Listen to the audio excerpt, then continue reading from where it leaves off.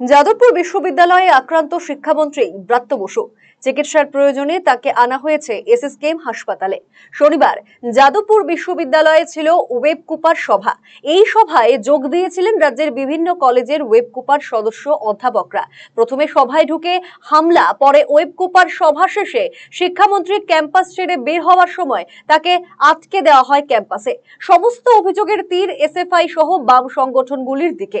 দ্রুত কলেজের ছাত্র সংসদ নির্বাচনের দাবি তুলে এদিন শিক্ষামন্ত্রীর গাড়ি ঘিরে বিক্ষোভ দেখায় এসএফআই সহ বাম সংগঠনের সদস্যরা, যার জেরে ধুমধুমার কাণ্ড বেঁধে যায় যাদবপুর বিশ্ববিদ্যালয়ে।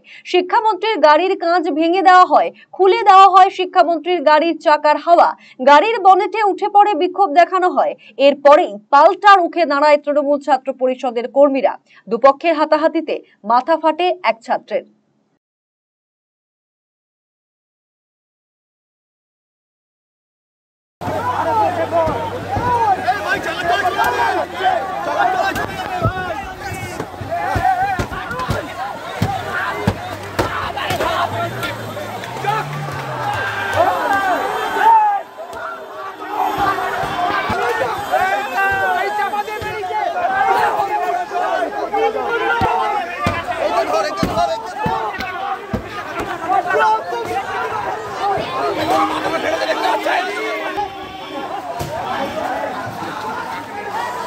বছর 6 আগেও এই যাদবপুর বিশ্ববিদ্যালয়ে এক অনুষ্ঠানে যোগ দিতে গিয়ে আক্রান্ত হয়েছিলেন তৎকালীন কেন্দ্রীয় মন্ত্রী বাবুল সুপ্রিয়।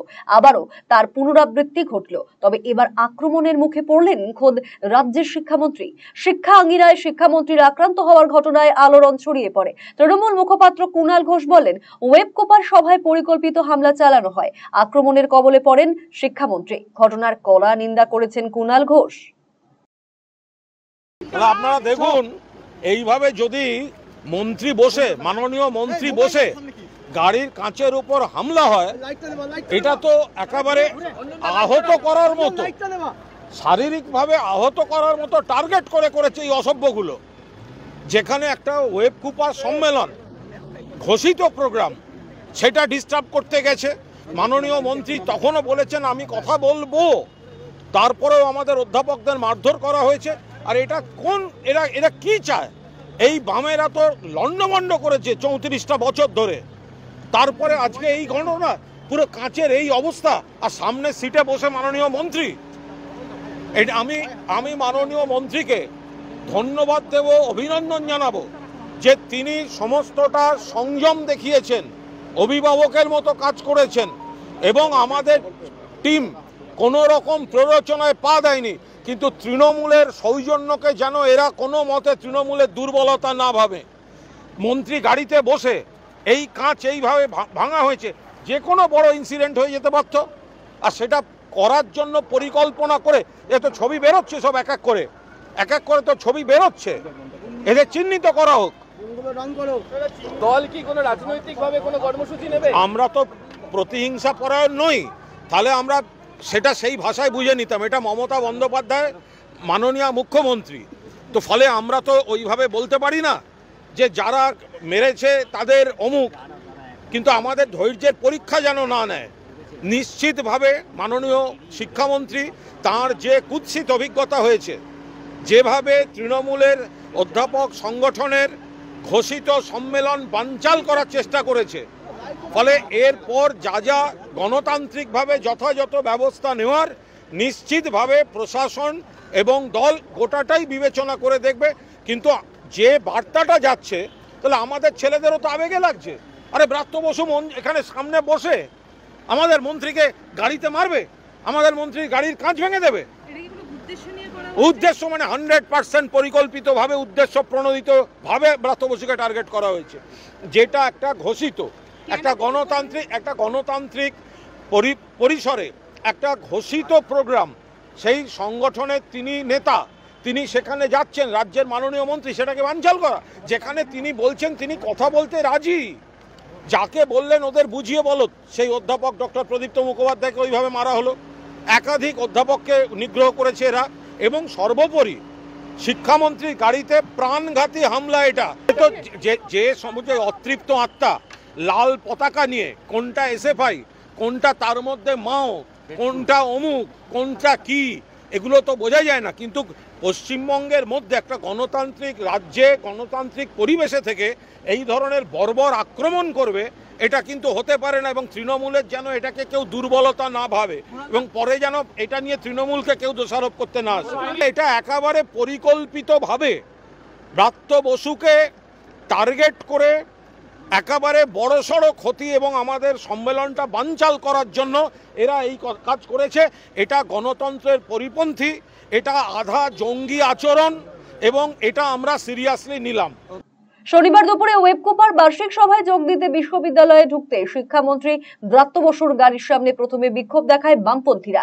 এরপরে সভার মাঝেও শিক্ষামন্ত্রীর ভাষণে ঢুকে পড়ে এসএফআই সহ অতি বাম সংগঠনের সদস্যরা।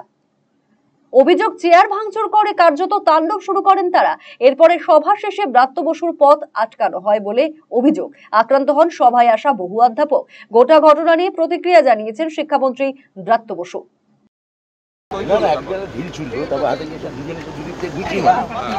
ঘুষি মারাতে এটা পুরোটা ভেঙে গেল। আমার ড্রাইভারের পুরো প্রথমে জামা কাছে ভেঙে গেল, আমার এইটা মারলো। আমার কাছে যখন পুরোটা ভেঙে আমার গায়ে পড়লো তখন আমার যে পেছনে একজন সিকিউরিটি ছিল সে আমাকে টেনে পেছনে নিয়ে গেল। এই আর কি। আপনার আরেকটা গাড়িও তো ভাঙচুর করা হয়েছে। পেছনে যে আরেকটি গাড়ি ছিল সিকিউরিটিতে সেই গাড়িটাও ভাঙচুর করেছে। সেটা ভাঙচুর করেছে, তার চাকা খুলে নিয়েছে, মানে চাকার হাওয়া খুলে নিয়েছে। যাদবপুরের জন্য মুখ্যমন্ত্রী যখন এককালীন যখন এইট দরকার হয়েছিল, মুখ্যমন্ত্রী সবার আগে যাদবপুরের জন্য স্পেশাল প্যাকেজের ব্যবস্থা করেছিল। যাদবপুরের কোনো যদি ভালো ওখানে ছাত্ররা ভালো ছাত্ররা তো সত্যিই তো আছেন, তা তারা যদি ভালো রেজাল্ট করেন সেটা আমাদের রাজ্যের গর্ব। কিন্তু এরা কারা কি উদ্দেশ্যে এটা ওরা আজকে এটা ঘটালেন, এটা আমার বোধগম্যতার বাইরে। এটা শিয়ার নুইসেন্স, নৈরাজ্য সৃষ্টি করা ছাড়া এদের আর কোনো লক্ষ্য নেই। একটা ওই কুণাল ঘোষ যেটা বললেন, একটা হতাশ অতৃপ্ত আত্মা, সেই আত্মার দল যাদের পাশের বাড়িতেও যাদের কাউকে চেনে না, তারা এই সাবসিডি পেয়ে এই ধরনের বিশ্ববিদ্যালয়ে এসে পড়ে সেই বিশ্ববিদ্যালয়ের পরিবেশ নষ্ট করে, একাডেমিক পরিবেশ এটা হতে দেয় না। আপনি পুলিশকে ডেকেছেন? মানে পুলিশ বারবার করে উপাচার্য আমায় বলেছিলেন পুলিশ ডাকতে সম্মত হয়নি। কেন? আমার মনে হয়েছিল যে এটা আমরা নিজেরাই কথা বলে নিতে পারবো, কারণ তখনও আমি চাইছিলাম যে ওরা আসুন, আলোচনায় বসলে। আমি 4 জনকে ডাকলাম, ওরা বললেন 40 জনের সঙ্গে এসে কথা বলতে হবে। তারপর আমি 15 মিনিট বসলাম যে অন্তত 4 জন বলায় যাতে ওরা রাজি হয়। একজন এসে বললেন না, 40 জনের সঙ্গেই কথা বলতে হবে। ইন্দামিন হইল উপাচার্য আমায় বললেন, আর প্রফেসর ওমপ্রকাশ মিশ্র বললেন যে চলুন আমাদের গাড়িতে বেরিয়ে যাবে। তো গিয়ে দেখো আমার গাড়িটাই আছে, আমি উঠে পড়লাম। তারপর এই ইট, লাঠি, গুলি, গালাগাল, গুলি বর্ষণ, এই লাঠি বর্ষণ এসবই চললো। চিকিৎসকরা কি বললেন? আপনি যে ট্রমা কেয়ারে অনেকগুলো টেস্ট করালেন, চিকিৎসকরা বললেন যে একটা প্রেশারে, আমি মানে আমি এত ডিটেল বলবো না। আমি বলছি আমি ঠিক আছি, আমি সুস্থ আছি, আমি ভালো আছি। আমার অনেক অধ্যাপক অধ্যাপিকা হতো, আমি তাদের নিয়ে অনেক বেশি নিজের থেকে তাদের থেকে ব্যাপার অনেক বেশি কনসার্ন। আইনি পদক্ষেপের কথা কিছু ভাবছেন? আমার ছাত্র এই অধ্যাপক সংগঠন ভাইস প্রেসিডেন্টরা ওরা বোধহয় যাদবপুর থানায় গেছেন, আমার খবর নিয়ে জানালেন। প্রফেসর ওমপ্রকাশ মিশ্র আরও উপাচার্যও বোধহয় কি গেছেন কিনা আমি জানি না। ওরা বোধহয়, কেন অনেকে বলছেন যে অনেকে বহিরাগতও ছিল, কয়েকজন বাইরের ছাত্র ছিল। তো দেখা যাক। আমি তো এখন এখানেই, আমি পিজিতে এসেছিলাম, ওখানে কি হলো না হলো এই খবর এখনো থানায় আমার কাছে আসেনি। মুখ্যমন্ত্রীর সঙ্গে কথা হয়েছে, মাননীয় নেত্রীকে আমি পুরো রিপোর্টটাই জানিয়েছি। অন্যদিকে বামপন্থী ছাত্র সংগঠনগুলির অভিযোগ, শিক্ষামন্ত্রীর কাছে দাবি সনদ পেশ করতে চেয়েছিলেন তারা, কিন্তু তাদের সমর্থকদের গাড়িতে ধাক্কা দিয়ে শিক্ষামন্ত্রী বের হওয়ার চেষ্টা করলে উত্তেজনা ছড়ায়। সব মিলিয়ে আবারও যাদবপুরের ঘটনায় উত্তপ্ত হলো পরিবেশ। গোটা ঘটনায় শিক্ষামন্ত্রী এবং রাজ্য সরকারের ওপর দায় চাপিয়েছেন সিপিআইএম নেতা সৃজন ভট্টাচার্য। আজকে যাদবপুর বিশ্ববিদ্যালয়ে যা ঘটেছে অনভিপ্রেত, অপ্রীতিকর। তার দায় নিতে হবে রাজ্য সরকারকে, প্রশাসনকে। দীর্ঘদিন ধরে ছাত্ররা ছাত্র ভোটের দাবি জানিয়ে যাচ্ছে। কয়েকদিন আগে বিকাশ ভবন অভিযানে গিয়ে এসএফআই এর নেতাকর্মীরা নৃশংসভাবে মার খেয়েছে ছাত্র ভোটের ন্যায্য দাবি জানিয়ে। টানা বিভিন্ন ক্যাম্পাস থেকে এই যে আরজি করের আন্দোলন হলো, মেডিকেল পড়ুয়ারা তারাও ছাত্র ভোটের দাবি জানাচ্ছে, কারণ ছাত্র ইউনিয়ন ফাংশনাল না থাকলে ছাত্রদের অসুবিধা হয়। এটা টিএমসিপির ইউনিয়নের মতো টাকা চুরির ব্যাপার না। যে জায়গায় ছাত্র ইউনিয়নগুলি কাজ করতে চায়, তারা ছাত্রদের স্বার্থে কাজ করতে চায়, ছাত্র ভোট আটকে রেখে বছরের পর বছর আটকে রেখে ছাত্রদের সাংবিধানিক অধিকার তাকে ব্যাহত করা হচ্ছে। এগুলো সব জেনে শুনে তৃণমূল তাদের অধ্যাপক সংগঠন না কি একটা করে শিক্ষামন্ত্রী ওখানে গেলেন, তো তিনি ছাত্রদের কথা শুনতে পারতেন। তিনি কথা না শুনে তিনি ছাত্রদের ওপর দিয়ে গাড়ির চাকা চালিয়ে দিয়েছেন। এই ছাত্ররা যারা ওখানে গিয়েছিল তাদের বহিরাগত তৃণমূল ছাত্র পরিষদের গুন্ডা নিয়ে এসে তাদের উপর মারধর করা হয়েছে, যা বোঝা যাচ্ছে। এদিকে যাদবপুর বিশ্ববিদ্যালয়ের ভেতরে ঘটা ঘটনার আঁচ এসে পড়ে ক্যাম্পাসের বাইরে। যাদবপুরে অবস্থানে বসে বাম সংগঠনের সদস্যরা, যার জেরে অবরুদ্ধ হয়ে পড়ে এলাকা। ঘটনায় ক্ষোভ প্রকাশ করেন পথ চলতি মানুষেরা।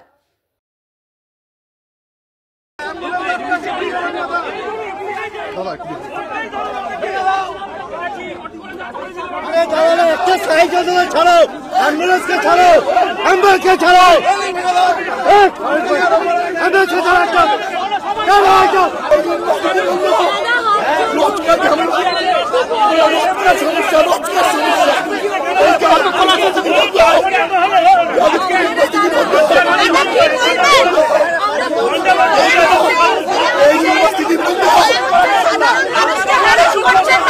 অবশ্যই করছে। এই ইউনিভার্সিটিতে প্রত্যেক দিনের সমস্যা, প্রত্যেক দিনের সমস্যা। 9:30 ক্লাস, 9:30 ছুটি হয়ে গেছে, বসে রয়েছে মেয়েটা, আমি যেতে পারছি না।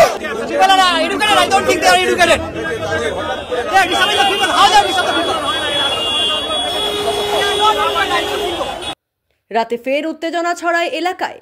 অরূপ বিশ্বাসের নেতৃত্বে সাংসদ সায়নী ঘোষ সহ তৃণমূল নেতৃত্ব যাদবপুরে মিছিল শুরু করে। অন্যদিকে যাদবপুর থানার সামনে অবস্থানরত বাম সংগঠনের সদস্যরা তৃণমূলের প্রতিবাদ মিছিল থানার সামনে পৌঁছতেই আবারও দুপক্ষের মধ্যে বচসা শুরু হয়ে যায়। বিশাল পুলিশ বাহিনী মোতায়েন করা হয় এলাকায়।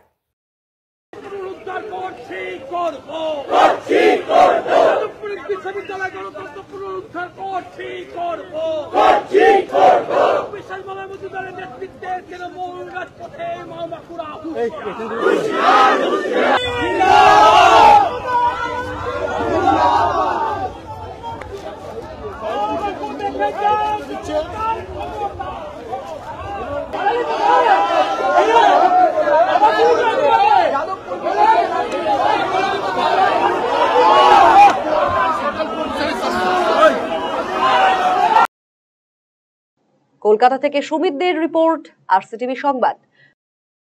আপনি কি দীর্ঘদিন থেকে পেটের বিভিন্ন সমস্যায় ভুগছেন, গ্যাসের সমস্যায় ভুগছেন? তাহলে আপনার জন্য সুখবর।